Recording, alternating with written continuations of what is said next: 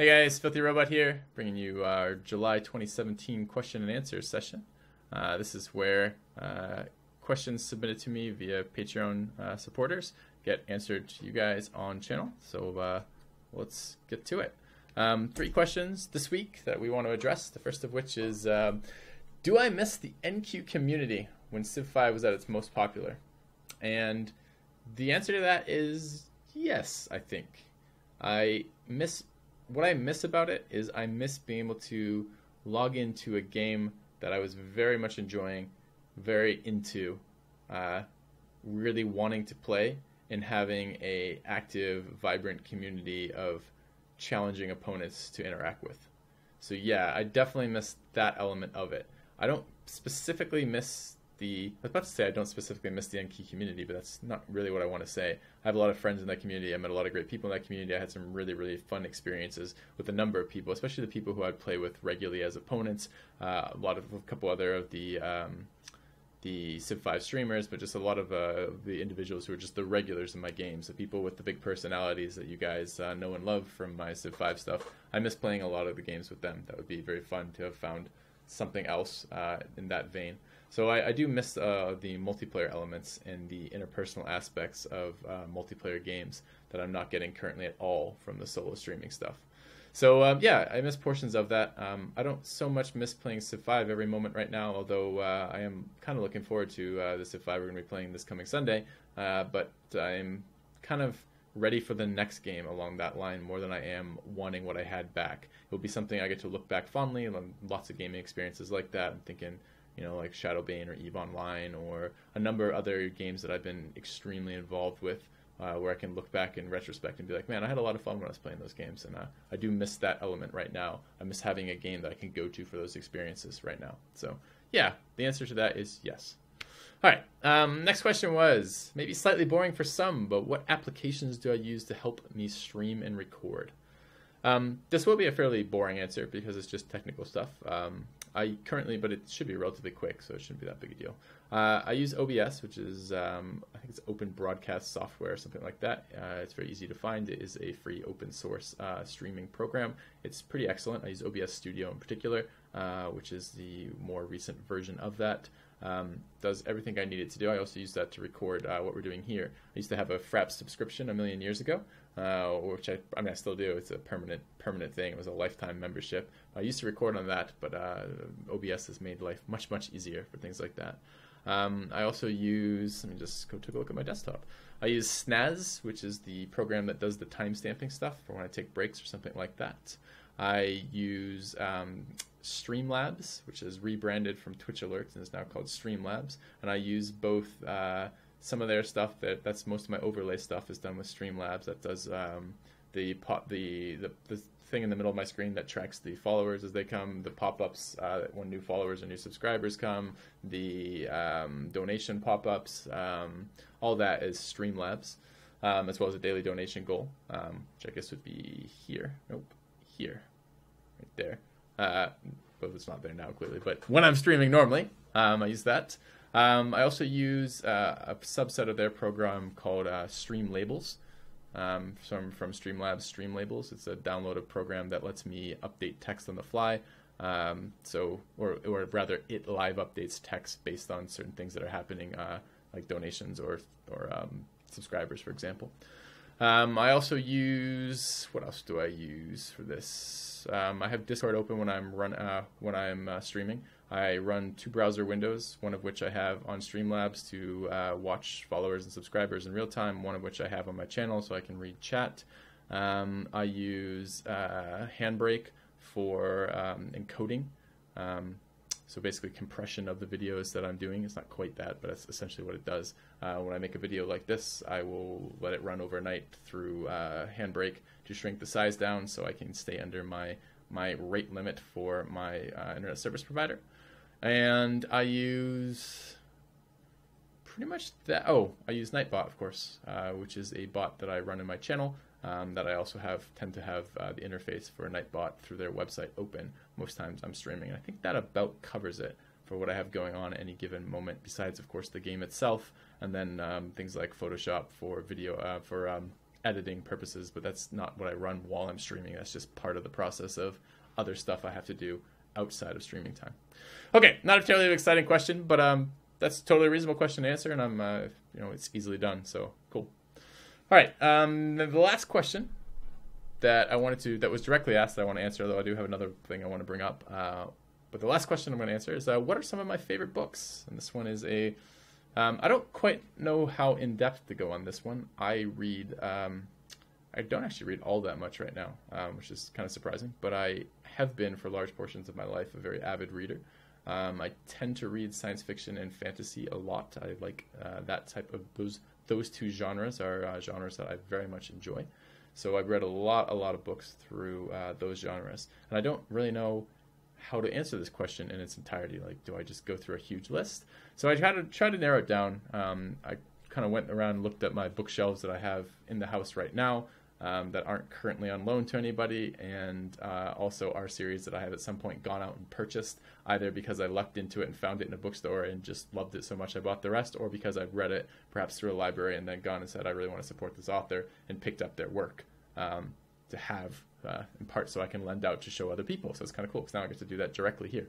I know I was when I was streaming the other day, I was streaming Dominion Online. My browser showed my toolbar of bookmarks that I keep up there, and one of the ones on there is Goodreads, because I do from time to time go looking for more good science fiction or good fantasy to read.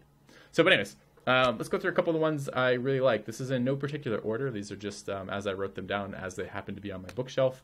I like I'm not entirely sure how to say his name. I'm probably going to butcher some of these author names. I apologize in advance, but I'm going to do them fairly phonetically, which might actually help you if you want to go look some up, for example. This author's name is Elie Modesitt Jr. He writes what is basically called ecological science fiction, and it's really, really cool premise for a lot of his stuff. In particular, I like a lot of his stuff. I've read most of his stuff, but probably my favorite by him is an older one called The Forever Hero. It's a series of 3 books that are they're pretty short books, and you can find them in a single volume. That is one of my all-time favorite books that I have at home right now. I love that series. It's just really, really cool. It's about I'm not going to spoil it. It's really good. We're not going into what they're about. That's too much. So that's one of them. That's the first one. Another one, Hull 03 by Greg Bear. Greg Bear is another sci-fi writer. I haven't done too much of his stuff.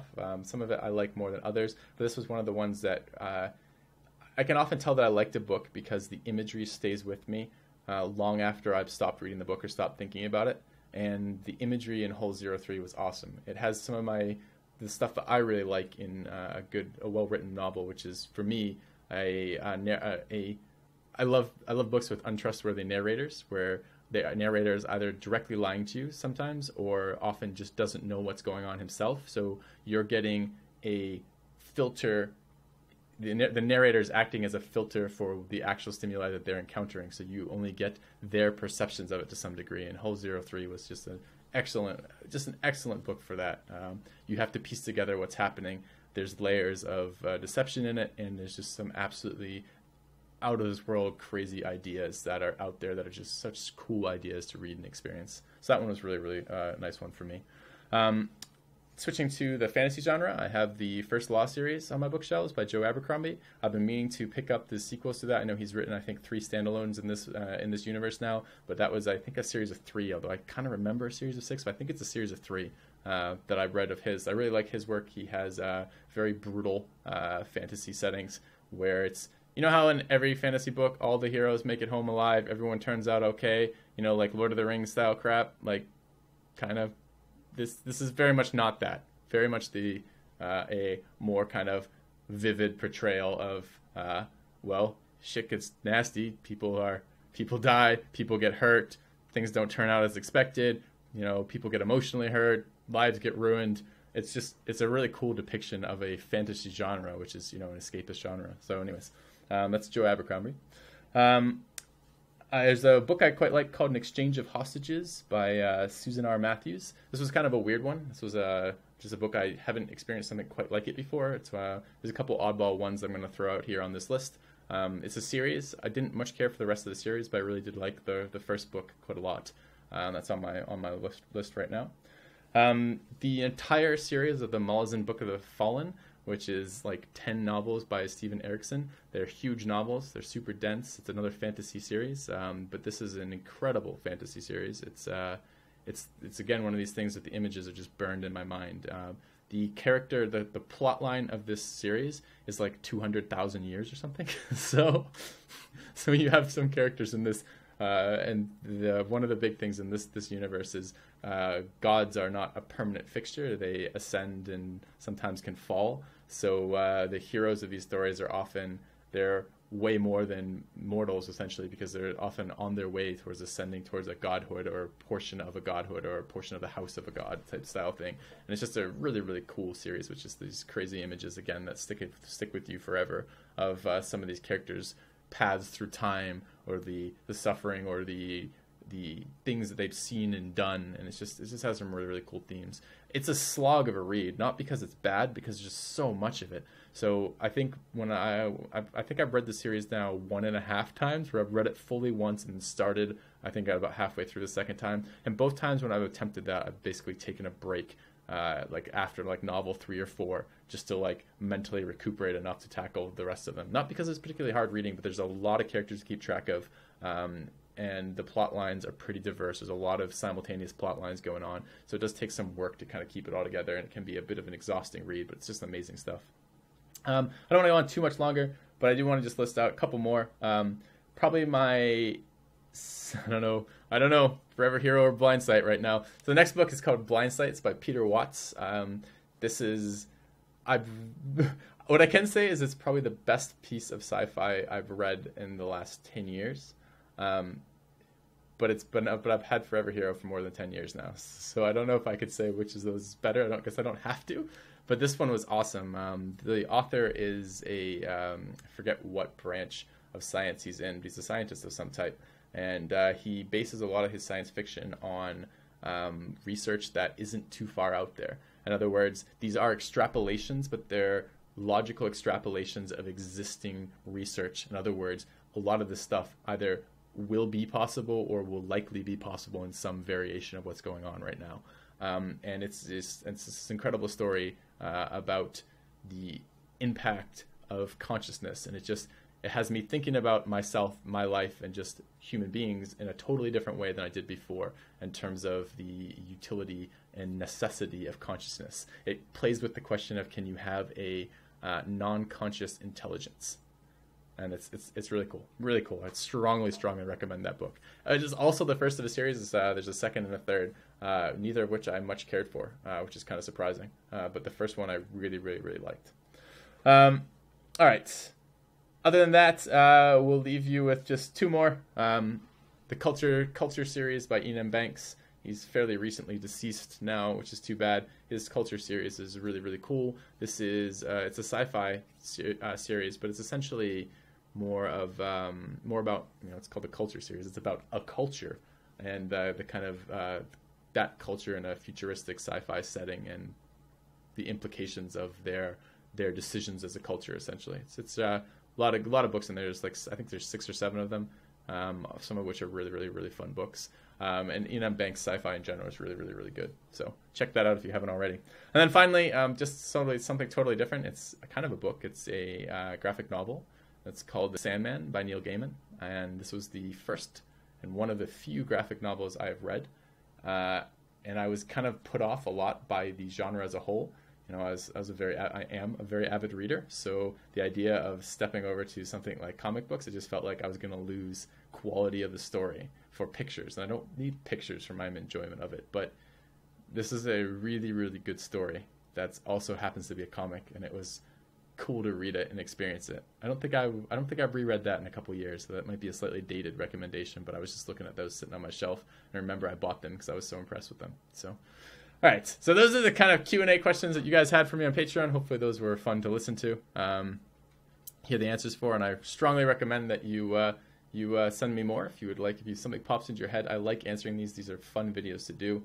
They're fairly easy to do. Just sit down in front of a camera with the list of your questions and go through them. Spend a little bit of time thinking of it ahead of time, clearly, but not too much time. So it's easy for me to do, and it's really fun to answer. So if you guys have more questions for me and are part of that program, please feel free to shoot them at me. And that kind of segues into the last thing I want to talk about on this video.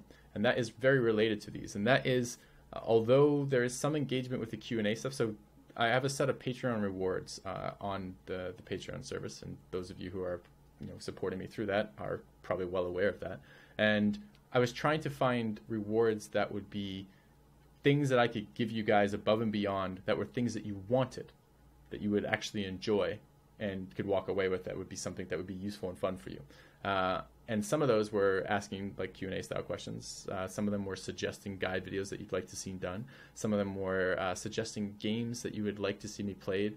And what's the last one? Oh, and we do a monthly Google Hangout for kind of more direct Q&A or just chatting about what's going on, etc. And I'm not totally convinced that these are what you guys want. The engagement is not great. It's okay with those, but I was going to open that up as a kind of broader question for you guys. If you had suggestions for Patreon rewards that you'd like to see, try to think of things that are, I don't know how to say this. I don't want it, I can't spend like 20 hours doing one of these, right? There isn't time to fit something like that into it, but a couple hours across the course of the month for giving back for something like this to make it a little bit extra special or a little bit extra personalized in a sense, not directly for an individual, but for a set of individuals to get what needs they're looking for met would be really nice. So if you guys have suggestions or thoughts on that, I'd love to hear what those might be. So anyways, guys, thanks for watching. This was July 2017 question and answer session. Hopefully it was fun for you. It was very fun for me. I love doing these, and I'll see you guys soon.